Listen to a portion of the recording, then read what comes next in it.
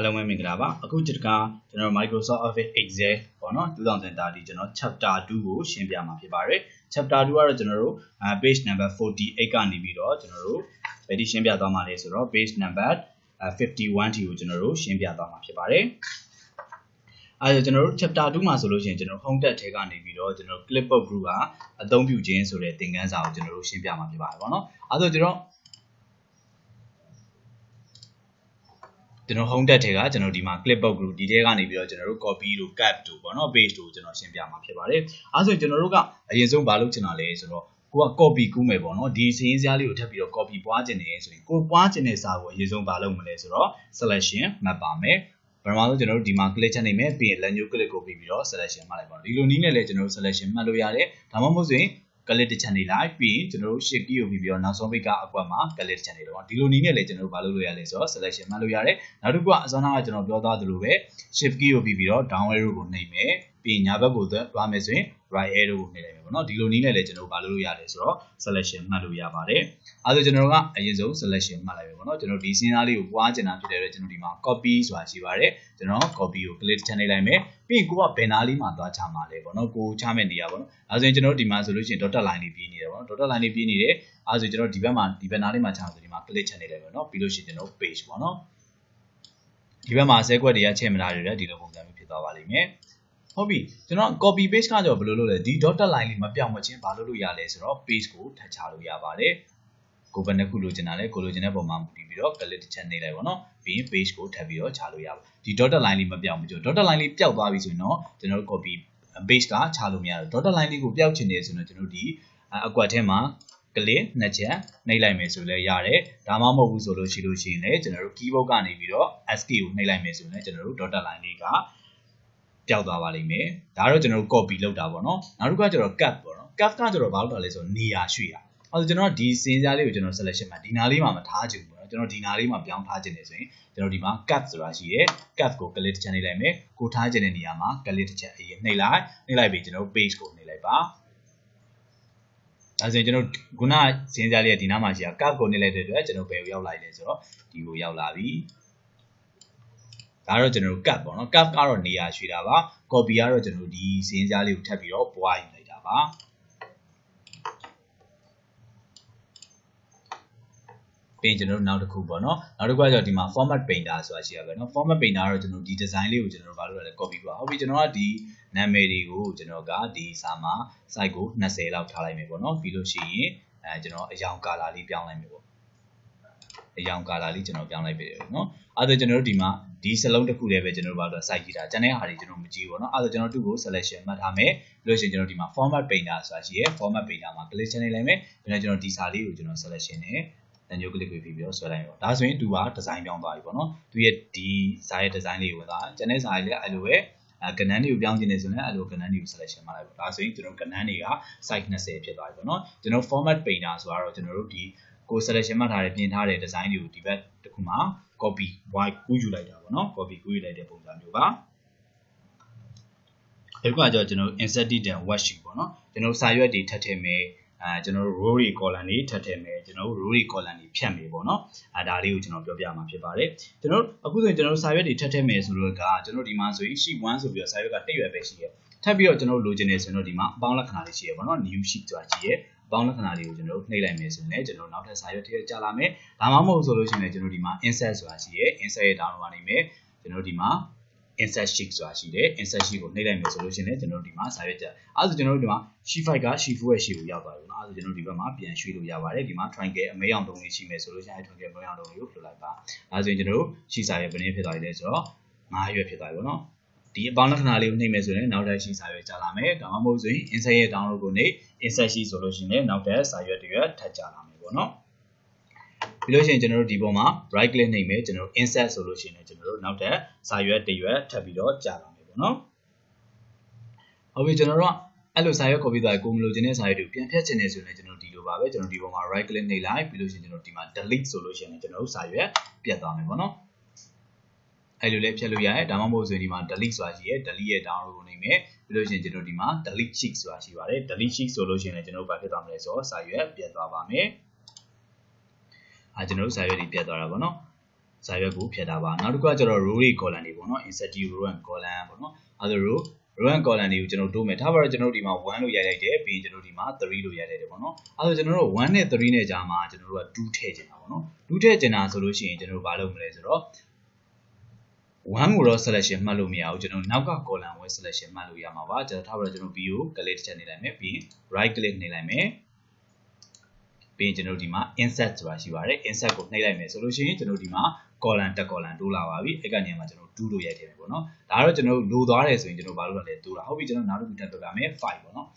3နဲ့5နဲ့ကြာမှာကျွန်တော်တို့က4ထည့်ခြင်းနေပေါ့နော် column လေးထည့်ခြင်းနေဆိုလို့ရှိရင်အဲ့လိုပဲဒီပေါ်မှာ right click နဲ့ insert ဆိုရင်တိုးလာပါတယ်ဒါမှမဟုတ်ဆိုရင်ဒီမှာ insert ရဲ့ download ကိုနေမယ် insert sheet column ပေါ့နော် insert sheet column ဆိုလို့ရှိရင်ကျွန်တော်ဒီမှာတစ်ခုတိုးလာပါမယ်ဒီမှာ4ပေါ့နော်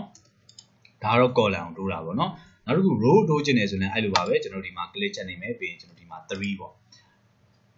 အဲ့ဒါကျွန်တော်ဒီမှာဆိုလို့ရှိရင်လည်း1နဲ့3နဲ့ကြာမှာ2ထည့်ချင်တာခုနလိုပဲကျွန်တော်ဒီပေါ်မှာ2ပေါ်မှာကျွန်တော်ဒီပေါ်မှာတော့ right click လာသိမ်းလို့မရဘူးဒီဘက်က row head တွေပေါ်မှာကျွန်တော် right click နေတယ်ပေါ့နော် right click နေလိုက် insert ဆိုပြီးတော့ကျွန်တော်နှိပ်လိုက်ပေါ့နော်ဒါဆိုရင်တော့ကျွန်တော်ဒီမှာ1 row တိုးလိုက်ကျွန်တော်ဒီနေရာမှာဘာရိုက်ထည့်မလဲဆိုတော့2လို့ရိုက်ထည့်မယ်ဒါကတော့ကျွန်တော်တို့ column 2တယ် row ကို2တယ်ပေါ့နော်ဟုတ်ပြီကျွန်တော် column နဲ့ row တွေ2တက်သွားပြီ2တက်သွားပြီဆိုပြီးရင်ကျွန်တော်ကပို့သွားတဲ့ဟာဆိုလို့ရှိရင်ကျွန်တော်ဘာပြန်လုပ်မလဲပြန်ဖြတ်တက်ရမယ်နော်ပြန်ဖြတ်ချင်တယ်ဆိုလို့ရှိရင်ကိုဖြတ်ချင်တဲ့ column ကိုဘာလုပ်လိုက်မလဲဆိုတော့ selection မှတ်လိုက်ပြီးရင် delete ဆိုတာရှိပါတယ် delete ကိုနှိပ်လိုက်မယ်ဆိုတော့ကျွန်တော်တို့ column ပြတ်သွားမယ်ပေါ့နော်ကိုဖြတ်ချင်တဲ့ column selection မှတ်ပြီးရင် delete ပေါ့ပြီးရင် row လဲအဲ့လိုပါပဲကိုဖြတ်ချင်တဲ့ column selection မှတ်ပြီးရင် delete အဲ့ကနေပြီးတော့လည်းဖြတ်လို့ရတယ်ကျွန်တော်ဒီမှာ delete ဆိုတာရှိပါတယ် delete sheet row delete sheet column ဆိုတာရှိတယ်ဒီကနေပြီးတော့ကျွန်တော်ဘာလုပ်လို့ရလဲဆိုတော့ကျွန်တော်တို့ row တွေ column တွေကိုဘာလုပ်လို့ရလဲဆိုတော့ဖြတ်လို့ရပါတယ်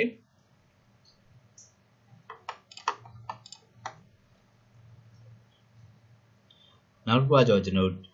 rename ပေါ့နော် rename worksheet ပေါ့နော်ဘာလို့ပါလဲဆိုတော့ကျွန်တော်တို့ဒီစာရွက်တွေကိုကျွန်တော်တို့နာမည်ပေးခြင်းတယ်ပေါ့နော်နာမည်ပေးခြင်းတယ်ဆိုလို့ရှိရင်တော့ကျွန်တော်ဒီပေါ်မှာနှစ်ချက်နှိပ်လိုက်ပေါ့နော်နှစ်ချက်နှိပ်လိုက်ဒီမှာအမဲအောင် selection လေးဝင်သွားမယ်ဆိုရင်ကိုကဘာနာမည်ပေးခြင်းတာလဲကိုပေးခြင်းတယ်နာမည်လေးတစ်ခုကိုပေးလိုက်ပေါ့နော်ကျွန်တော်တို့က GAN လို့ပေးလိုက်မယ်ပြီးရင် sheet 2ကိုပေးခြင်းတယ်ဆိုရင် sheet 2ပေါ်မှာနှစ်ချက်နှိပ်လိုက်ပေါ့နော် FAB လို့ပေးလိုက်မယ်ပေါ့နော်ဒါဆိုရင်ကျွန်တော်တို့နာမည်လေးဝင်သွားဘူးလားနာမည်လေးပါသွားအဲ့ကနာမည်လေးဥစ္စာလေးမှာအယောင်လေးတွေထည့်ခြင်းနေ dash color ပေါ့နော် dash color အယောင်လေး color လေးပြောင်းခြင်းနေဆိုတော့ကျွန်တော် right click နှိပ်လိုက်ပြီးရင်ဒီမှာဘာရှိမလဲဆိုတော့ dash color ဆိုတာရှိမယ်ကိုကြိုက်တယ်ကိုထည့်ခြင်းတဲ့အယောင်လေးထည့်လိုက်ပေါ့ဒါမှဒီမှာဆိုရင်တော့မှိန်မီလေးဝင်သွားတယ်တိပြည့်စာရွက်ကိုနှိပ်လိုက်မှသူကဒီလိုမျိုးအယောင်လေးပြမယ် right click နှိပ်လိုက်ပြီးရင် dash color ကိုကြိုက်တဲ့အယောင်လေးကိုထည့်ပါဒါကတော့ကျွန်တော်တို့rename sheet ပေါ့နော် file ကိုနာမည်ပေးတာပြီးရင် text color အယောင်ထည့်တာပေါ့နော်ပြီးရင်ကျွန်တော်တို့နောက်တစ်ခုကကျွန်တော်ဗာပြောမှလဲဆိုတော့ကျွန်တော်copy ပေါ့နော် copy ကိုပြောပြမယ်စာရွက်တွေကိုကျွန်တော်တို့ဒီ sheet စာရွက်ကိုကျွန်တော် copy ကူးချင်တယ်ဆိုတော့ right click နဲ့ကျွန်တော် move or copy ဆိုတာရှိပါတယ် move or copy ဆိုတာကတော့ကျွန်တော်ဗာလဲဆိုတော့move ဆိုတာကတော့ကျွန်တော်တို့ရွှေ့တာပါ copy ဆိုတာကတော့ကျွန်တော်ပွားတာပါဟုတ်ပြီကျွန်တော်ကအခုတခါတော့ move ကိုရွှေ့ကြည့်မယ်ပေါ့နော်move to end ဆိုလို့ရှိရင်သူကဘယ်ကိုရောက်သွားမလဲဆိုတော့ကျွန်တော်နှိပ်ထားတဲ့ general file ဟိုနောက်ဆုံးရောက်သွားမယ်ပေါ့နော် sheet ရဲ့နောက်ကိုရောက်သွားမှာပေါ့ဒါဆိုရင်ကျွန်တော်တို့ general file နောက်ဆုံးရောက်လာပြီ right click နဲ့ move or copy ကျွန်တော်ကဒီ February file ကိုကျွန်တော်ဘာလုပ်ချင်တာလဲဆိုတော့ဒါပါတော့ January right click နေမယ်ကျွန်တော်ဒီမှာ move or copy January file ကျွန်တော်ထပ်ပြီးတော့ပွားချင်တယ်ပေါ့နော်မရွှေ့ချင်ပွားချင်တယ်ကျွန်တော်ဒီမှာ copy နော် create copy မှာ magic လေးထည့်မယ်ပြီးလို့ရှိရင်ကျွန်တော်သူ့ကိုအဲ့ကအခုကူးလိုက်တဲ့ copy ကိုကျွန်တော်က sheet 6ရဲ့ sheet ကိုသွားချခြင်းတယ်ဆိုရင်တော့ sheet 6ကိုနှိပ်ထားလိုက်ပြီးလို့ရှိရင် okay ဒါဆိုလို့ရှိရင်ကျွန်တော်တို့ဒီမှာ January 2ဆိုပြီးတော့ sheet 6ရဲ့ sheet ကိုဘာဖြစ်သွားပြီလဲရောက်သွားပါပြီနော် move or copy ဆိုတာကတော့ကျွန်တော်တို့စာရွက်တွေကိုပွားခြင်းနေဆိုရင်တော့ကျွန်တော်တို့ create copy ကို magic တယ် move ကတော့ရွှေ့တာပါ insert ကတော့စာရွက်ကိုထပ်ထိုးတာပါ delete ကတော့စာရွက်ကိုဖြတ်တာပါ rename ကတော့စာရွက်ကိုနာမည်ပေးတာပါပြီးရင်ကျွန်တော်ဒီမှာ dash color ဆိုတာရှိရဲ color အကြောင်းလေးပါလိပြောင်းလို့ရပါတယ်ဒီကနေယူလဲကျွန်တော်လုပ်လို့ရတယ်နောက်ပြီးတော့ဘယ်ကနေသွားလို့ရတယ်ဆိုတော့ format ထဲကနေယူလဲကျွန်တော်သွားလို့ရပါတယ်ဒီမှာ rename sheet ဆိုတာရှိမယ် move or copy sheet ဆိုတာရှိမယ် dash color ဆိုတာရှိမယ်ကျွန်တော်ဒီကနေပြီးတော့လဲကျွန်တော်ဘာလုပ်လို့ရလဲဆိုတော့သွားပြီးတော့ပြောင်းလို့ရပါတယ်ပြီးလို့ရှိရင်ကျွန်တော်ဘာလုပ်လို့ရလဲဆိုတော့row တွေ height တွေဆိုလို့ရှိရင်လည်းကျွန်တော်ဒီမှာကျွန်တော် selection မှတ်ထားတယ်ပေါ့နော် select မှတ်ထားတယ်ကျွန်တော်ပေါင်းခတ်လိုက်မယ်ပေါ့နော်ဒီမှာဆိုရင်ကျွန်တော်ဒီမှာ format ထဲက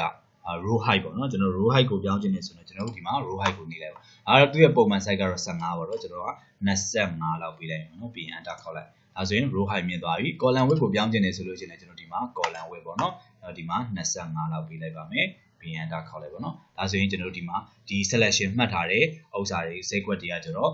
row height လည်းတူတယ် column width လည်းတူတယ်ဒါကတော့ကျွန်တော်တို့ selection မှတ်ပြီးတော့ကျွန်တော် format ထဲကနေပြီးတော့တွားလိုက်တာပါအစောနာကတော့ခြေပြတဲ့ဟာတွေကတော့ကိုယ်စိတ်ကြိုက်ပေါ့နော်ကိုလိုတလောက်ကိုပါလုပ်လို့ရတယ်ဆိုတော့ရွေးယူလို့ရပါတယ်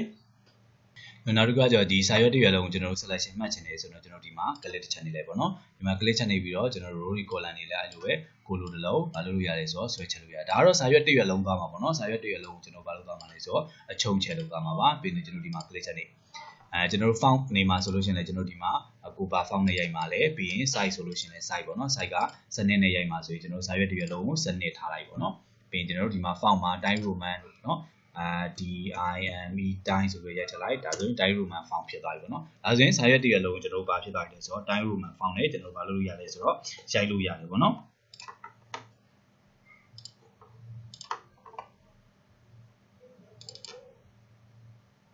ပြီးရင်ကျွန်တော်ဒီနောက်တစ်ခုကကျွန်တော်ဒီမှာဘာကိုပြောမှလဲဆိုတော့အခုဆိုရင်ကျွန်တော်ဒီမှာ score wheel ကိုလှည့်လိုက်တယ်ပေါ့နော်အပေါ်ဆုံးကခေါင်းစဉ်လေးတစ်ခုလေးပဲကျွန်တော်ဘာဖြစ်သွားလဲဆိုတော့ကြံနေခဲ့တာပါခေါင်းစဉ်လေးတစ်ခုလေးပဲเนาะဒီမှာကျွန်တော်တို့ right click နေလိုက်မယ်ဆိုရင်ကျွန်တော်တို့ကြံနေခဲ့တာအဲ့လိုပုံစံမျိုးကျွန်တော်တို့ freezy paint ပေါ့နော် freezy paint ကိုကျွန်တော်တို့ဘယ်လိုသုံးလဲဆိုတာလေးကိုကျွန်တော်တို့ပြောပြမှာဖြစ်ပါတယ်အဲ့ဒါကျွန်တော်ဒီမှာဆိုရင်ဒါဆိုရင် score wheel ကိုလှည့်လိုက်တယ်ဆိုခေါင်းစဉ်လေးပဲကျန်တာကျွန်တော်ဒီမှာ freezy paint ဆိုတာရှိရ freezy paint ကျွန်တော် unfreezy paint ကိုလုပ်လိုက်မှာပေါ့နော်အဲဒါဆိုရင်ကျွန်တော် score wheel ကိုလှည့်လိုက်မယ်ဆိုလို့ရှိရင်ကျွန်တော်ဒီမှာအကုန်လုံးပျောက်သွားတယ်စင်းစရာတစ်ခုလုံးပျောက်သွားကျွန်တော်စင်းစရာကအရန်များနေရပေါ့နော်စင်းစရာကအရန်များနေကျွန်တော်ခေါင်းစဉ်လေးကိုပဲကျွန်တော်တို့ထားပြီးတော့ကြည့်ရမယ်ဆိုလို့ရှိရင်တော့ပထမအဆုံး row ကို selection မှတ်လိုက်ပြီးကျွန်တော်ဒီမှာ2ရဲ့ down row ကိုနေ freezy top row ဆိုတာရှိပါတယ် freezy top row ကိုယူလိုက်ပါဒါဆိုရင်ပထမအဆုံးကျွန်တော်တို့ item list နဲ့ကျွန်တော်တို့ခုနှစ်တွေပဲကြံနေခဲ့တာပေါ့နော်ပြန်ပြီးတော့ဖြုတ်ချင်တယ်ဆိုရင်တော့ကျွန်တော်ဒီမှာ2ရဲ့ down row ကိုနေ unfreezy paint ပေါ့နော် column ဆိုရင်လည်း column ပေါ့ column selection မှလိုက် freezy paint ရဲ့ down row ကိုနေ freezy first column အဲဒါကျွန်တော်ဒီရောက်ချိန်မှာရှိပါတယ်ဒီမှာနှိပ်ကြည့်ပါဒါဆိုရင်ပထမ column လေးပဲကျန်တယ်ကျန်တဲ့ဟာတွေအကုန်လုံးပျောက်သွားတယ်ပေါ့နော်ဒီမှာ horizontal scope bar ရှိရပေါ့နော်အစောနာကျွန်တော်ဒီ vertical scope bar နဲ့အပေါ်သွားတယ်ပေါ့နော်ပြန်ဖြုတ်ချင်တယ်ဆိုလို့ရှိရင်လည်းအဲ့လိုပဲကျွန်တော် freezy paint ရဲ့ down row ကိုနေမယ် unfreezy paint ဆိုတာရှိပါတယ် unfreezy paint ကို click တစ်ချက်နေလိုက်ပါအဲဆိုရင်တော့ကျွန်တော်ပြန်ပြီးတော့ပျောက်သွားလိမ့်မယ်ပေါ့နော်ပြီးရင်ကျွန်တော်နောက်တစ်ခုကကျွန်တော်တို့auto fade ပေါ့နော်use တဲ့ auto fade ကိုကျွန်တော်တို့ဘယ်လိုသုံးလဲဆိုတော့ပြောပြမယ်ပေါ့နော်အဲဆိုကျွန်တော်ကဒါတော့ကျွန်တော်တို့ GANUARY ဆိုပြီးကျွန်တော်တို့ generator ကိုရိုက်ထည့်လိုက်မယ်ပြီးရင်ကျွန်တော်တို့ last နာလာဖြစ်တဲ့အတွက်ကျွန်တော်ဒီမှာအပေါင်းလက္ခဏာ auto fade လို့လည်းခေါ်ပါတယ်ပြီးလက်ညှိုးကလစ်ကိုပြီးပြီးကျွန်တော်စနစ်တီဆွဲချလိုက်မယ်အဲဆိုရင်ကျွန်တော်တို့အောက်ကလာတွေကျွန်တော်ရိုက်ဆရာမလို့တော့ဘူးကျွန်တော်တို့ December ထိအားလုံးပေါ်သွားပြီပေါ့နော်နောက်တစ်ခုကကျတော့ MONDAY ဆိုပြီးကျွန်တော်ရိုက်ထည့်မယ်ပြီးလို့ရှိရင်ရက်ကကျွန်တော်9ရက်ရှိရဖြစ်တဲ့အတွက်9ရက်ထိကျွန်တော်ဆွဲထည့်လိုက်မယ်ပေါ့နော်ပြီးရင်ကဏ္ဍနေဆိုလို့ရှိရင်လည်းကျွန်တော်ဒီလိုပဲ1လို့ရိုက်ထည့်မယ်ပေါ့နော်ကျွန်တော်က10ထိလိုချင်တယ်အဲဆိုရင်ကျွန်တော်1လို့ရိုက်အနာခောက်2လို့ရိုက်အနာခောက်အဲ့လိုမလုပ်ချင်ဘူးဆိုရင်ကျွန်တော်တို့ control key လေးကိုဖိထားလိုက်ပါဒါဆိုရင်ဒီမှာအပေါင်းလက္ခဏာအမဲအောင်လေးနှစ်ထပ်ပုံနေတွေ့တာအဲဆိုရင်ကျွန်တော်ဒီမှာလက်ညှိုး click ကိုပြီးပြီးတော့ကျွန်တော်ဘာလုပ်လို့ရလဲဆိုတော့ဆွဲချလိုက်ပါအဲဆိုရင်ကျွန်တော်တို့ဒီမှာစက်ခွန်လေးဆွဲချလိုက်တာဖြစ်တဲ့အတွက်စက်ခွန်လေးပေါ်လာပြီပေါ့နော်ပြီးတော့ကျွန်တော်တို့ဒီမှာ1ပေါ့နော်ပြီးရင်အနာခောက်လိုက်တယ်ပြီးရင်5ပေါ့နော်အဲဆိုကျွန်တော်တို့1နဲ့5နဲ့ကွာခြားချက်ကလေးရှိမယ်ပေါ့နော်အဲဆိုကျွန်တော်တို့2နှစ်ခုလုံး selection မှတ်မယ်အဲဆိုကျွန်တော်တို့ဆွဲမယ်ဒါကြရင်တော့ control key ကိုဖိစရာမလိုဘူးပေါ့နော်လက်ညှိုး click ကိုပြီးဆွဲချလိုက်ပေါ့နော်ဆွဲချလိုက်မယ်ဆိုရင်ကျွန်တော်တို့5ပြီးသွားရင်9ပေါ့နော်အဲ့ဒီလိုမျိုးလေးကျွန်တော် connect 1နဲ့5နဲ့ကွာခြားချက်ကျွန်တော်4မှာထပ်ပြီးတော့ကျွန်တော်တို့4ကိုပေါင်းပြီးတော့တွားတယ်ပေါ့နော်ဒါတော့ကျွန်တော်တို့ auto fill နဲ့ကျွန်တော်တို့ drag ဆွဲချတဲ့သင်ခန်းစာကိုကျွန်တော်ပြောပြတာပေါ့နော်ဒါတော့ကျွန်တော်တို့ chapter 2ကိုကျွန်တော်တို့ဘာလုပ်သွားလဲဆိုတော့ရှင်းပြပေးသွားတာဖြစ်ပါတယ် chapter 2ကတော့ကျွန်တော်တို့စာမျက်နှာ48ကနေပြီးတော့စာမျက်နှာ51ထိကိုကျွန်တော်တို့ရှင်းပြပေးသွားတာဖြစ်ပါတယ်